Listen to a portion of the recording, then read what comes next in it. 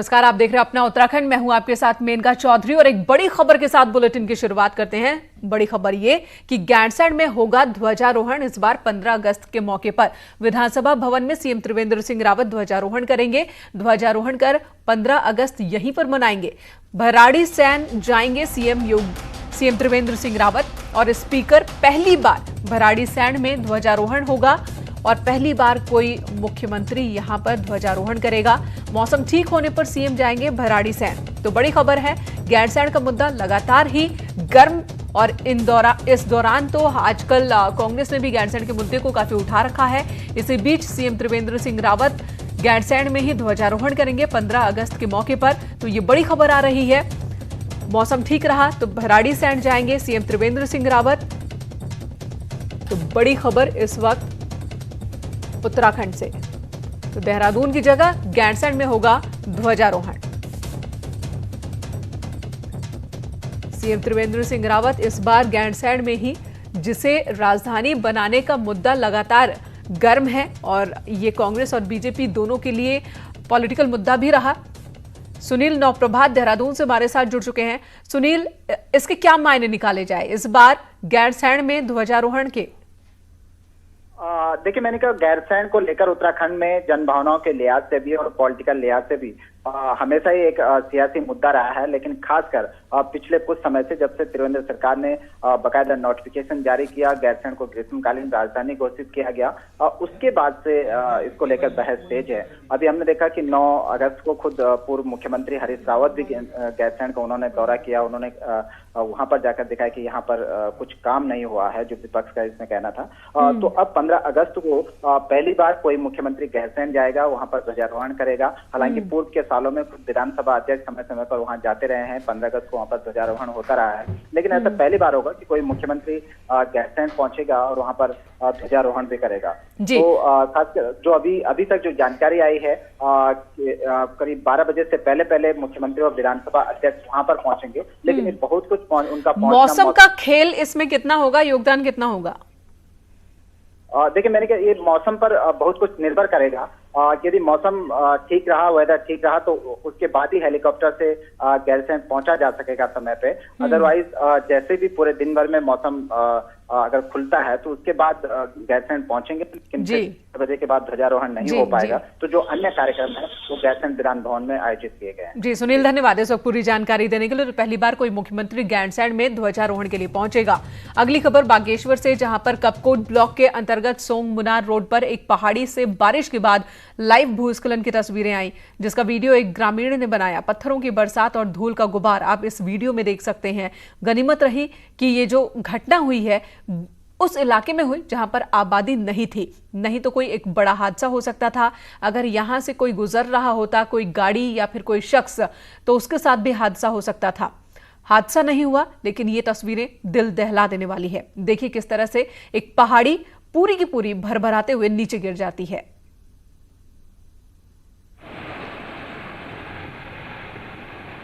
और इस वक्त मलबा हटाने का काम चल रहा है। लैंडस्लाइड की ये लाइव तस्वीरें देखिए, दहला देने वाली तस्वीरें होती हैं, लेकिन उत्तराखंड के लोग इन्हीं तस्वीरों का, इस तरह की ही तस्वीरों का आमना सामना मानसून के दौरान अक्सर ही करते हैं। बागेश्वर जिले के कपकोट ब्लॉक की ये तस्वीर दिखा रहे हैं। सोंग मुनार रोड पर पहाड़ी से ये मलबा गिरा है और मलबे की तादाद इतनी है, मलबा इतना ज़्यादा है कि अगर यहाँ कोई उस वक्त मौजूद रहता या आबादी वाले इलाके में यह घटना हुई होती तो बड़ा नुकसान हो सकता था।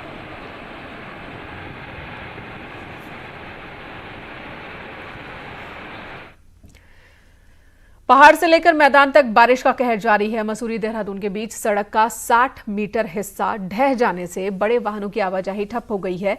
छोटे वाहन भी एक एक कर ही छोड़े जा रहे हैं। हालांकि कई जगहों पर सड़क का भूस्खलन का शिकार होने की वजह खराब गुणवत्ता वाली सड़क भी बताई जा रही है वजह। यहां पर देखिए, ये सड़क आधी 60 मीटर हिस्सा सड़क का वो पूरी तरह से धंस गया। वैसे टेम्परेरी व्यवस्था तो हम 10 दिन में करने की कर रहे हैं कोशिश। अगर ये ऊपर पहाड़ हमसे कट जाता है, मिल जाती है परमिशन, तो 5 से 3-4 दिन में लगभग हम इसको कर देंगे ताकि भारी वाहन भी खोल दें। वैसे कम्प्लीटली इस रोड को बनने में 10 से 20 दिन मिनिमम लग सकता है अगर मौसम ठीक रहा तो। मसूरी देहरादून मार्ग पर मैगी पॉइंट के पास करीब 14वें किलोमीटर पर सड़क का करीब 50 से 60 मीटर हिस्सा पूरी तरह से धंस गया है। सड़क के इस हिस्से में बीते सालों में मसूरी और देहरादून के बीच वॉल्वो बसों के संचालन के उद्देश्य से चौड़ीकरण किया गया था, लेकिन वॉल्वो बसों का संचालन तो हो नहीं पाया। उल्टे करोड़ों रुपए खर्च कर जो पुस्ता बनाया गया था, सड़क का जो चौड़ीकरण किया गया था, वो भी ढह गया है। लगातार बारिश जारी है और यहाँ पर करीब 50 से 60 मीटर इस हिस्से को बनाने में करीब 15 से 20 मीटर ऊंचाई की यहाँ पर दीवार बनानी होगी और ठेकेदार के अनुसार इस दीवार को बनाने में कम से कम 20 दिन से लेकर 1 महीने तक का समय लग सकता है। तब तक मसूरी आने जाने वाले लोगों को, तमाम टूरिस्टों को जरूर दिक्कतें उठानी पड़ेगी। समस्या ये है कि बारिश लगातार हो रही है, सड़क के धंसने की आशंका बनी हुई है। अभी छोटे वाहन संचालित जरूर हो रहे हैं, लेकिन ये वाहन भी कब तक संचालित होंगे कहा नहीं जा सकता। बड़े वाहनों के लिए ये सड़क पूरी तरह से बंद की गई है, जिसके चलते लोगों को अभी कम से कम 1 महीने तक दिक्कतों का सामना करना पड़ सकता है। कैमरा पर्सन अनिल नेगी के साथ सुनील नौप्रभात, न्यूज़ 18 देहरादून। हालांकि कहा यह भी जा रहा है कि बारिश ही सिर्फ वजह नहीं है सड़कों के इस तरह से धंसने की, बल्कि खराब निर्माण भी इसकी एक बड़ी वजह है। उत्तरकाशी गंगोत्री हाईवे बंद है। भटवाड़ी के आगे थिरांग समेत 3 जगहों पर यह हाईवे बंद पड़ा है। इस वक्त पिछले 36 घंटे से ज्यादा का वक्त गुजर चुका है। गंगोत्री हाईवे बंद है। आपदा प्रबंधन और बीआरओ पर लापरवाही का भी आरोप लग रहा है। हाईवे खुलवाने के लिए मशीन नहीं भिजवाने का बीआरओ पर आरोप लग रहा है। आपदा स्वयंसेवक लोगों को डेंजर जोन से करवा रहा है आवाजाही। हाईवे के दोनों तरफ लोग फंसे हुए हैं और बताया जा रहा है कि अब लोगों को एक जगह से दूसरी जगह ले जाने के लिए खतरनाक रास्तों का इस्तेमाल किया जा रहा है। रात्रि को भारी बारिश के चलते गंगोत्री राष्ट्रीय राजमार्ग पर थिरांग नामक जगह पर गंगोत्री राष्ट्रीय राजमार्ग बाधित हो गया था। जैसे बीआरओ को सूचना मिलने पर तत्काल बीआरओ भूस्खलन क्षेत्र में पहुंची और बीआरओ द्वारा गंगोत्री राष्ट्रीय राजमार्ग सुचारू करवाया जा रहा है। आप देख सकते हैं 2 मशीनें लगी, एक इस साइड से एक उस साइड से मशीनें कार्य कर रही है और बीआरओ द्वारा कई जगह जो लैंडस्लाइडिंग हुआ था, बीआरओ द्वारा गंगोत्री राष्ट्रीय राजमार्ग सुचारू। इधर ऋषिकेश बद्रीनाथ हाईवे बंद है। नीर गड्डू के पास बोल्डर आने की वजह से हाईवे बंद हो गया। बीआरओ मलबा हटाने में जुटी है। शिवपुरी जाने वालों को काफी दिक्कत हो रही है। लगातार बारिश की वजह से यहां मलबा हटाने में भी दिक्कत हो रही है। गंगा उफान पर है। चेतावनी लेवल के बहुत पास है गंगा। मैदानी इलाकों में भी बाढ़ का खतरा बना हुआ है।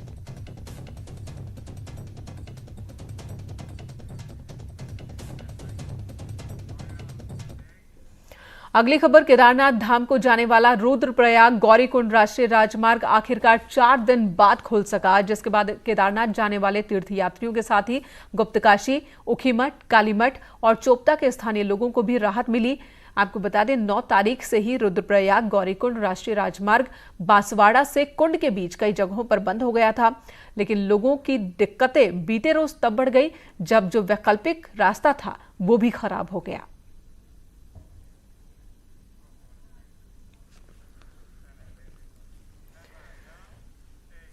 तो बारिश की वजह से हाल बेहाल है, लेकिन अभी भी लोगों को राहत नहीं मिलने वाली है। मौसम विभाग ने एक बार फिर से चेतावनी जारी की है कि 13 और 14 अगस्त को भी भारी से भारी बारिश हो सकती है और इन सभी जिलों के डीएम को निर्देश दे दिए गए हैं, सतर्क रहने को कहा गया है।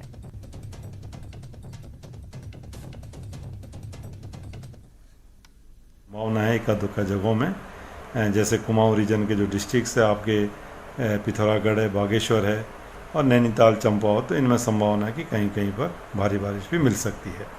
इसके साथ साथ गढ़वाल रीजन में बात करें तो देहरादून डिस्ट्रिक्ट में भी लग रहा है कि एका दुक्का जगहों में यहाँ भी भारी बारिश आज मिल सकती है। तो आप भी सचेत रहें, क्योंकि उत्तराखंड में आज और कल तेज बारिश की चेतावनी जारी की गई है। इस दौरान आपदा प्रबंधन विभाग ने सभी जिलाधिकारियों को अलर्ट रहने को कहा है, लेकिन देहरादून में हर बारिश के बाद नदियां जिस उफान पर है, उसके बाद पुश्ता ढहने से लेकर जलभराव की जो तस्वीरें लगातार देखने को मिल रही हैं, जिला प्रशासन की तैयारी की पोल खोल रही हैं। न्यूज़ 18 की टीम ने लोगों से बात कर इलाके का रियलिटी चेक किया है, वो भी देखिए।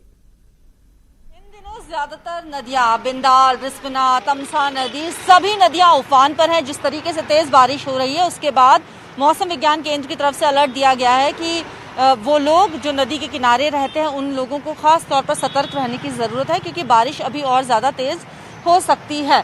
ये वो तमाम इलाके हैं जहां पर नदी के किनारे लोग रहते हैं। फिलहाल बारिश नहीं हो रही है तो यहाँ पर पानी का लेवल नीचे है, लेकिन जैसे ही बारिश होगी नदियाँ उफान पर आएंगी, ये तमाम घर जो हैं वो पानी की जद में आ जाते हैं। और यहाँ पर जो लोग रह रहे हैं उनके सामने सबसे बड़ी दिक्कत यही आती है कि वो लोग इस समस्या से हर साल दो चार होते हैं। अभी डीएम को भी ये साफ तौर पर निर्देश दे दिए गए हैं आपदा प्रबंधन टीम की तरफ से कि इन लोगों के लिए यहाँ पर खास तौर पर ध्यान रखा जाए, क्योंकि ज़्यादा नुकसान इन्हीं एरियाज़ में होता है। पुश्ता ढहने की खबरें लगातार आती हैं और उसके बाद पानी की वजह से जल भराव की समस्या भी देखने को मिलती है। इन लोगों को सतर्क रहने को यहाँ पर कहा गया है, लेकिन लोगों की समस्या यही है कि वो अब जाएं तो जाएं कहाँ। अधिकारी आते हैं, मॉनिटरिंग करते हैं और उसके बाद वो भी हाथ पर हाथ धरे रखकर बैठ जाते हैं। अब तेज बारिश का अलर्ट और उसके बाद फिर से समस्या दो चार होने वाली है। कैमरा पर्सन अनिरुद्ध रावत के साथ भारती सकलानी, न्यूज़ 18 देहरादून। इधर उत्तरकाशी यमुनोत्री धाम में घोड़ा पड़ाव के पास नाले में उफान आ गया, जिसके बाद धाम को जोड़ने वाला पैदल मार्ग बुरी तरह से खराब हो गया। यात्री मलबे के ऊपर से जान जोखिम में डालकर मंदिर तक पहुंच रहे हैं। नाला उफान पर होने के बाद मलबा जमा हो गया। मंदिर को जोड़ने वाला मुख्य मार्ग, उसकी रेलिंग भी टूट गई और खतरनाक रास्ते से होते हुए अभी भी कई श्रद्धालु मंदिर तक पहुंच रहे हैं, जिसकी जानकारी मंदिर की ओर से स्थानीय प्रशासन को दी गई है।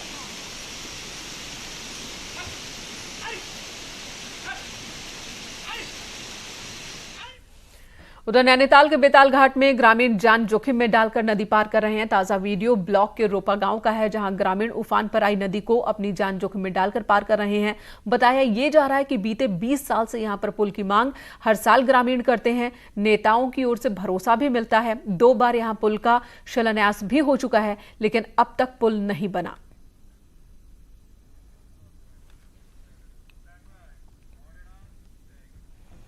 और पहाड़ों पर लगातार हो रही बारिश की वजह से शारदा नदी का जलस्तर भी बढ़ गया है। पिछले 24 घंटे से बनबसा बैराज में प्रशासन ने रेड अलर्ट जारी किया है। बनबसा बैराज 1,40,000 क्यूसेक पानी की निकासी की गई है। यहां से शारदा के जलस्तर बढ़ने और पानी निकासी से नदी के किनारे बसे कई गांव जिनके सामने खतरा पैदा हो गया है। यूपी के पूरनपुर, पीलीभीत, लखीमपुर समेत कई मैदानी क्षेत्रों में भी बाढ़ का खतरा बढ़ गया है। तो उत्तराखंड और यूपी के कई गांव इस वक्त खतरे के किनारे मौजूद हैं।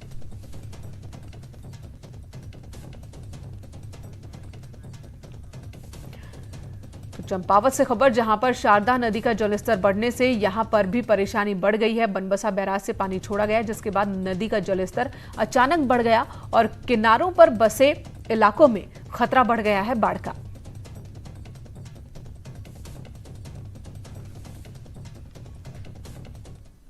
से हो रही बारिश का असर अब मैदानी क्षेत्र में दिखने लगा है। मैं बात करूं अगर शारदा नदी की, तो इसका भी जल स्तर बढ़ा है। पिछले 2 दिन से लगातार बनबसा बैराज प्रशासन ने रेड अलर्ट जारी किया हुआ है। आज सुबह 8 बजे तक 1,40,000 क्यूसेक पानी छोड़ा गया है, जिसके वजह से जो पानी जो निकासी यहाँ बनबसा बैराज से की गई है, इसके वजह से यूपी के पूरनपुर, पीलीभीत, लखनऊ सहित कई क्षेत्रों में बाढ़ का खतरा बढ़ गया है। कमलेश भट्ट, न्यूज़ 18 खटीमा। ब्रेक के बाद स्वागत आपका एक बार फिर से और अगली खबर लेते हैं रुद्रप्रयाग से, जहां पर खाई में एक कार गिर गई। भटवाड़ी सैंड के पास यह हादसा हुआ। 2 लोगों की मौके पर ही मौत हो गई। कार में उस वक्त 4 लोग सवार थे। 2 लोगों की मौत हो गई। एक घायल को हॉस्पिटल पहुंचाया गया। वहीं एक दूसरा शख्स, उसकी तलाश में इस वक्त पुलिस और एसडीआरएफ की टीम लगी हुई है।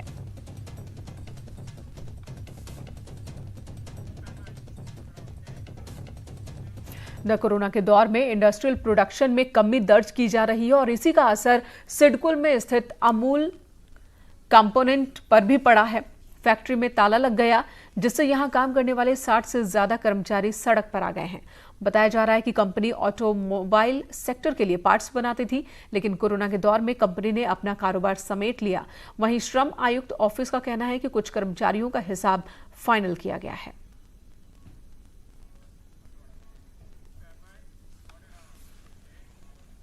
इधर आपदा की दृष्टि से टिहरी जिले के सबसे संवेदनशील क्षेत्र घनसाली क्षेत्र में आपदा से निपटने के लिए और आपदा राहत कार्यों में तेजी के लिए जिला प्रशासन की ओर से तहसील स्तर पर आपदा कंट्रोल रूम स्थापित किया गया। अधिकारियों और पुलिस को अलर्ट मोड पर रखा गया है।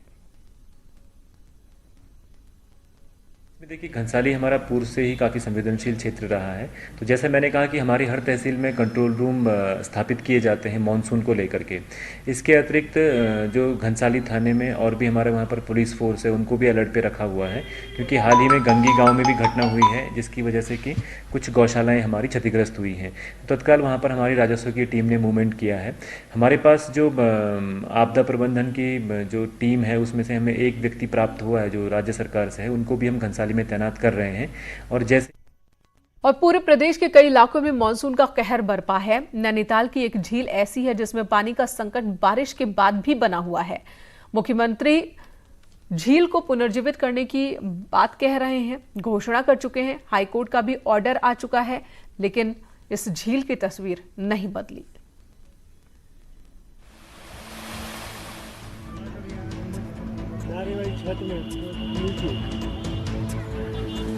मानसून में झमाझम बारिश हुई, लेकिन नैनीताल की सूखाताल झील अब भी पानी के लिए तरस रही है। मानसून की इस बारिश के बाद भी झील में एक बूंद भी पानी नहीं अटक सका है, तो चारों ओर सूखाताल झील में डेल्टा के अलावा कुछ नहीं दिखता। को देखना होगा कि ये किस तरह से नहीं आया। जैसा कि पीछे संज्ञान में आया कि 2012-13 में पूरा भर गया था, तो निश्चित तौर पे हाईवी रेनफॉल होने की स्थिति में भरेगा ही सूखाताल। और कैचमेंट है इसका लगभग 74,000 स्क्वायर मीटर का, तो जो रेनफॉल इंटेंसिटी होगा उसके आधार पे ही पानी आएगा। दरअसल सूखाताल झील का महत्व नैनी झील के लिए काफी ज्यादा है, क्योंकि नैनी झील को 40% से ज्यादा पानी यहीं से मिलता है। हालांकि मुख्यमंत्री ने इसी साल इस झील को पुनर्जीवित करने की घोषणा की, लेकिन अधिकारियों के दौरे के अलावा अब तक कुछ हासिल नहीं हुआ। अभी हम लोग प्लान बना रहे हैं। पहले जो अवैध निर्माण है उसके बारे में मेरे संज्ञान में आया कि माननीय न्यायालय के भी आदेश हैं, उन आदेशों का अध्ययन करने के बाद जो विधि सम्मत कार्रवाई होगी वो की जाएगी। उत्तराखंड हाईकोर्ट ने भी झील को पुराने स्वरूप में लाने का आदेश दिया और अवैध निर्माण को हटाने के निर्देश दिए हैं। कोर्ट का ऑर्डर फॉलो नहीं किया जाएगा तो अवमानना ऑटोमेटिकली बनती है और इस पे सू मोटो भी कोर्ट कंटेम्प्ट ले सकती है इसमें। बहरहाल अब झील को पर्यटन के साथ जलकुंड के रूप में तैयार करने के लिए विभाग ने 7 करोड़ का नया प्लान तैयार किया है, लेकिन ये योजना कब तक परवान चढ़ेगी, देखना बाकी है। न्यूज़ 18 के लिए नैनीताल से वीरेंद्र बिष्ट की रिपोर्ट।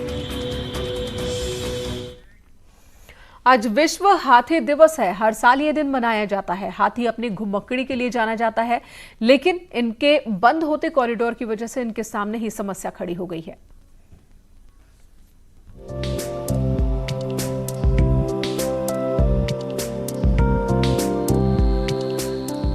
हाथी झुंड में रहने वाला जीव है।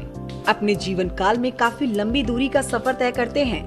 उत्तराखंड के हाथी राजाजी टाइगर रिजर्व से लेकर टनकपुर होते हुए नेपाल तक का सफर करते हैं, लेकिन इंसानों द्वारा विकास के नाम पर किए गए निर्माण ने हाथियों के परंपरागत कॉरिडोर बंद कर दिए हैं, जो कई बार टकराव का कारण बन रहा है। जो है लंबी दूरी पर प्रवास पर जाते थे, परंतु वर्तमान में जो है विकास के कारण कई जगह इनके जो मार्ग थे, कॉरिडोर थे, वो अवरुद्ध हो गए हैं। कहीं रेलवे लाइन आ गई हैं, कहीं सड़क आ गई हैं, कहीं नहरें आ गई हैं, कहीं जो छोटे गांव थे वो बड़े कस्बे और फिर शहर बन गए हैं। तो उस वजह से उनका कॉरिडोर बाधित हुआ है और उसकी परिणति ये होती है कि जिन स्थानों से हाथी रेगुलर निकलते थे वहाँ पर उनका जो है मानव के साथ टकराव देखा जा रहा है। देश में 1992 में प्रोजेक्ट एलिफेंट की स्थापना 3 मकसदों को लेकर हुई थी, जिसमें इनकी कम होती आबादी को बढ़ाने के साथ साथ इनके वासस्थल विकसित करना, इनके बंद होते कॉरिडोर को बचाना और इंसान से इनके टकराव को कम करना शामिल है। इन सब को ध्यान में रखते हुए उनके हैबिटेट को सुधारने के लिए जो ह्यूमन वाइल्ड लाइफ कॉन्फ्लिक्ट है उसको अवेयरनेस के माध्यम से, उसको टेक्नोलॉजी के माध्यम से उसको कम करने के लिए और लोगों में एक जागरूकता पैदा करने के लिए इस वन्यजीव के बारे में, क्योंकि जो एलिफेंट हैं उनको बहुत बड़े एरिया की ज़रूरत होती है और कई बार वो अपने भोजन और पानी की तलाश में बहुत बड़े एरिया में भी विचरण करते हैं। तो प्रोजेक्ट एलिफेंट के तहत इनके बंद होते कॉरिडोर को बचाने का काम भी किया जा रहा है। लेकिन बढ़ते इंसानी दबाव के बीच इन कॉरिडोर को बचा पाना टेढ़ी खीर साबित हो रहा है, जिसने चिंता बढ़ा दी है। गोविंद पाटनी, न्यूज़ 18, रामनगर। और चलिए अब बात करते हैं जन्माष्टमी की। आज कृष्ण जन्माष्टमी है। देहरादून के मठ मंदिर में श्रीमद् भागवत का पाठ हो रहा है। वहीं रात में भगवान राधे कृष्ण के अभिषेक की तैयारी चल रही है। इसके अलावा मंदिर में लोग भजन कीर्तन के साथ ही बांके बिहारी के दर्शन के लिए भी पहुंच रहे हैं।